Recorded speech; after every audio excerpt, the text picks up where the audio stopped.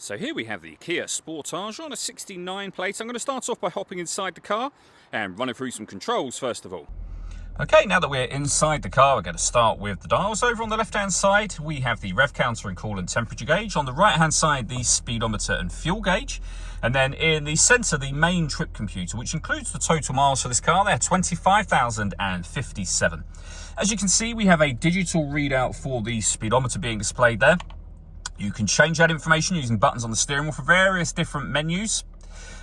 We've got navigation, as you can see, various vehicle settings and user settings, and all of those are accessed using the buttons just here. We've also got cruise control over that side as well.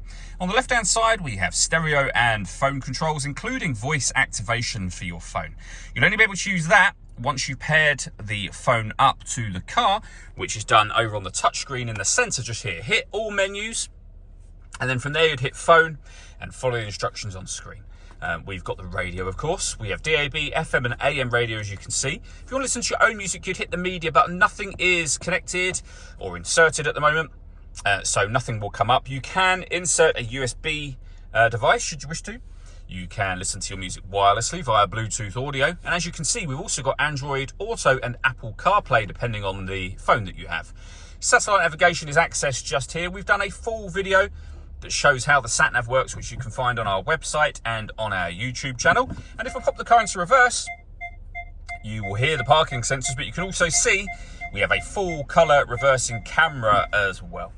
Working our way down from there, we have the main volume for the stereo.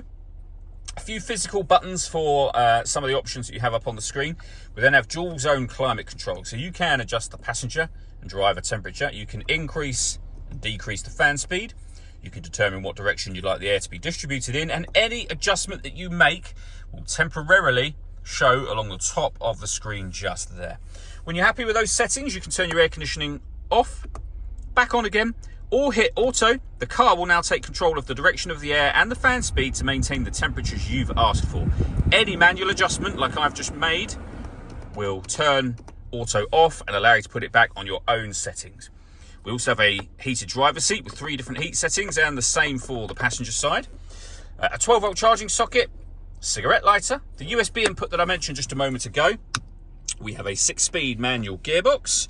And then down here we can turn the parking sensors on and off, and the downhill brake control on and off as well. All that leaves me to say is thank you for taking the time to watch this video. If you'd like to come and see the car in person and have a test drive, please feel free to call either of our MJA sites. We'd love to hear from you soon.